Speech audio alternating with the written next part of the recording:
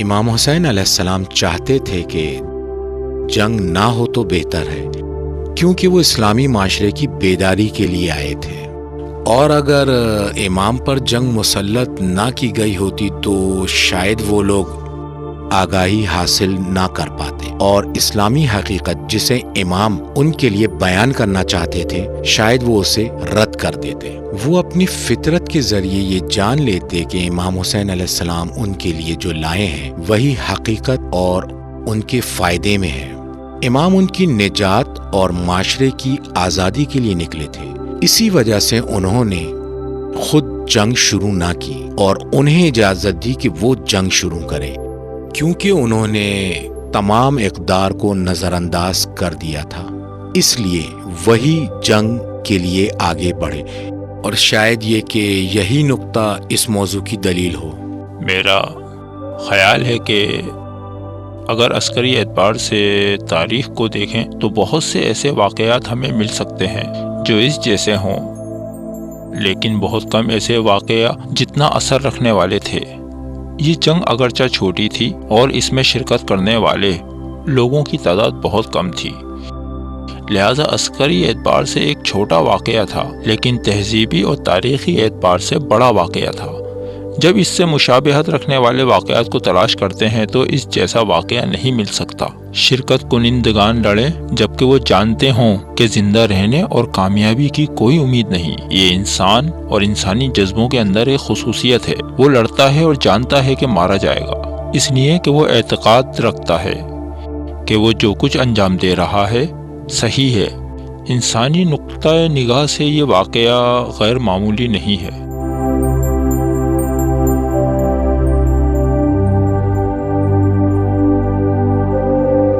ترما ابن عدی امام علیہ السلام کے قافلے تک پہنچتا ہے۔ وہ کوفے سے آیا ہے اور امام علیہ السلام کے خلاف کوفیوں کے متحد ہونے کی خبر دیتا ہے۔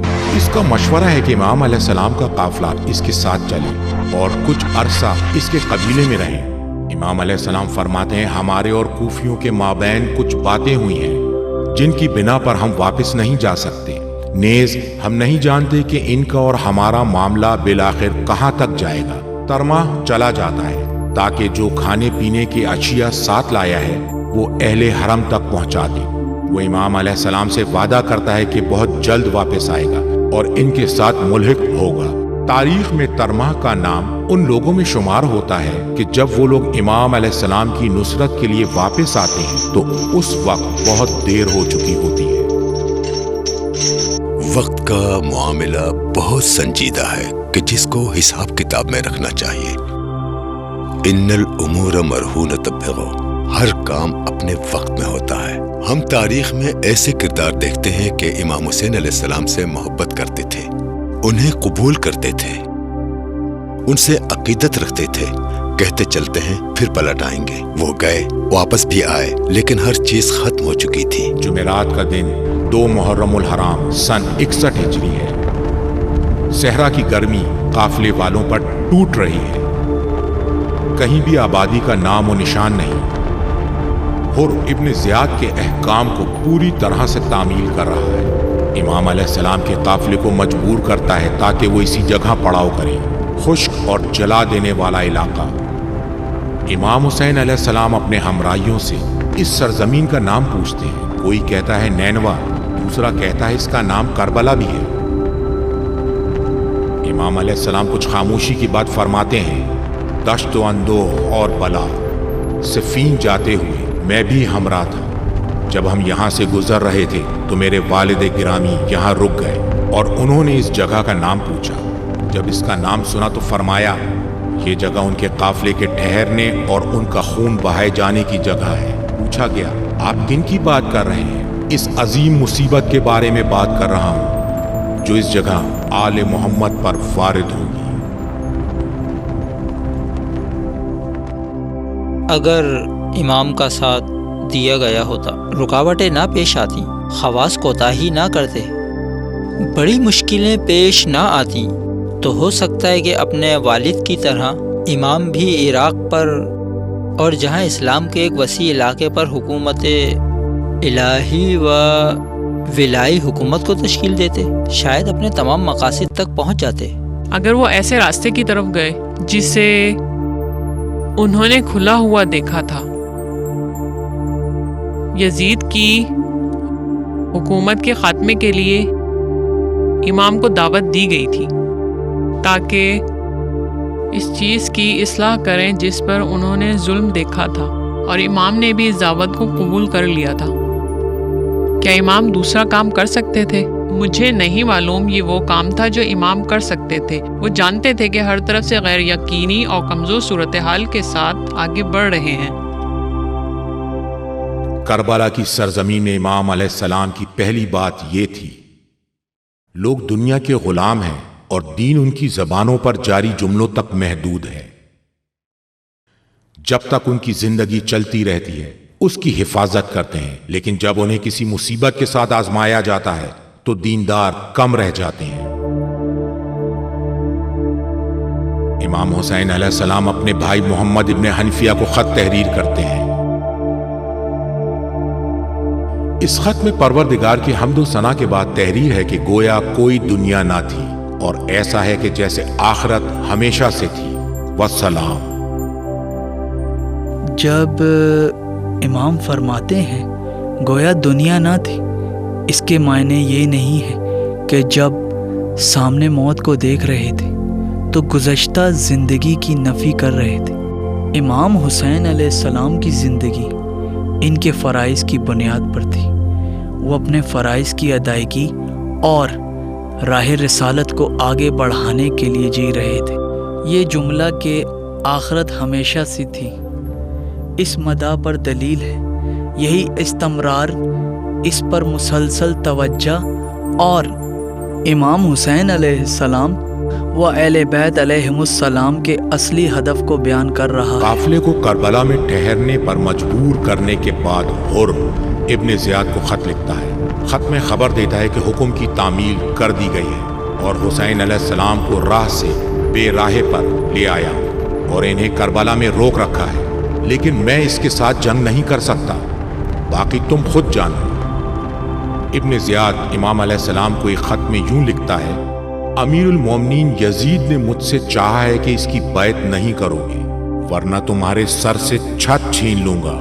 اس وقت تک پیٹ بھر کے کھانا نہ کھاؤں یہاں تک کہ تمہیں زندگی سے محروم کر دوں، والسلام۔ امام علیہ السلام نے خط پڑھنے کے بعد اسے دور پھینک دیا اور فرمایا، جنہوں نے مخلوق کی رضائیت کو غضب خدا کے بدلے میں خریدا ہے کبھی کامیاب نہیں ہوں گے۔ اس کے بعد ابن زیاد کے ایلچی نے جب جواب کا مطالبہ کیا تو اسے فرمایا، اس خط کا کوئی جواب نہیں ہے، وہ عذاب کا مستحق ہے۔ عبید اللہ بن زیاد کی طرف خط پہنچانے والا آیا، خط لایا۔ لشکر ہر کے ہمراہ امام کربلا کی سرزمین پر پہنچے ہی تھے۔ امام جب خط کو پڑھ لیتے ہیں تو وہ جواب مانگتا ہے، کہتا ہے اس کے جواب میں کیا کہوں؟ حضرت ابا عبداللہ نے جو جواب دیا وہ انتہائی ادبی اور شاعرانہ ہے۔ ما له عندي جواب لأنه حقت عليه كلمة العذاب۔ پہلی چیز ہے جو ہمارے ذہن میں آتی ہے، یہ ہے کہ ہم دو تضاد دنیا و آخرت کے بالمقابل موجود ہیں۔ آخرت کا موجود ہونا اور دنیا کا غائب ہونا، اس سے مراد ہے کہ آخرت کا مقام دنیا سے بالا تر ہے۔ وہی اہل بیت علیہم السلام کی اصل فکر مندی ہے اور جس پر مسلسل توجہ ہے کہ علی بن ابی طالب سے آخری معصوم تک اسی پر توجہ مرکوز تھی کہ آخرت کو دنیا پر ترجیح دی جائے۔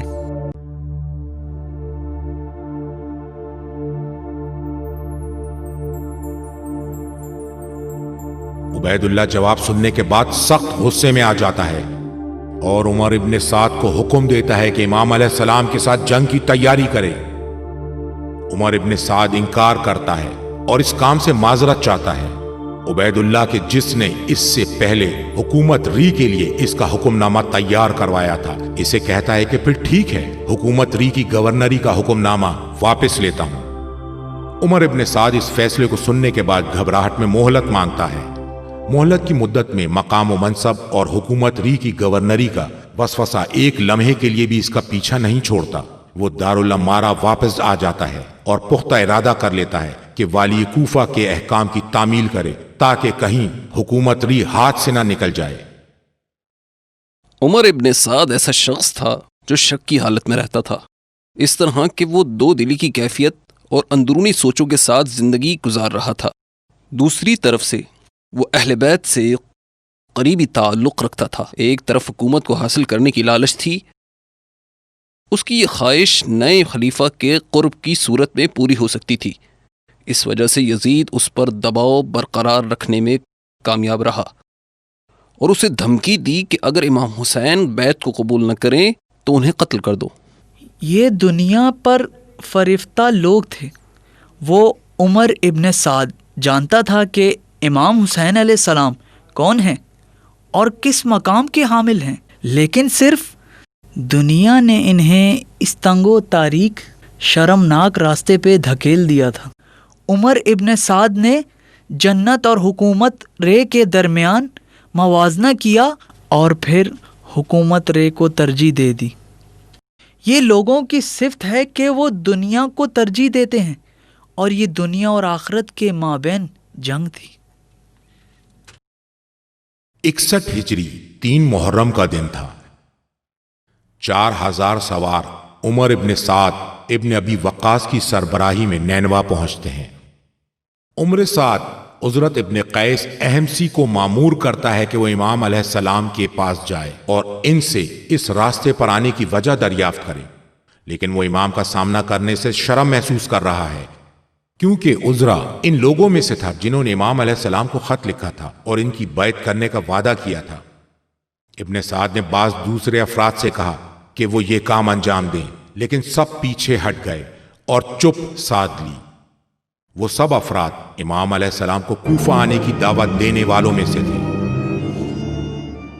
मजीद दीनी और तारीखी वीडियोस देखने के लिए अभी हमारे चैनल अज़ादार हुसैन को सब्सक्राइब करें और बेल आइकॉन पर क्लिक करना ना भूलें।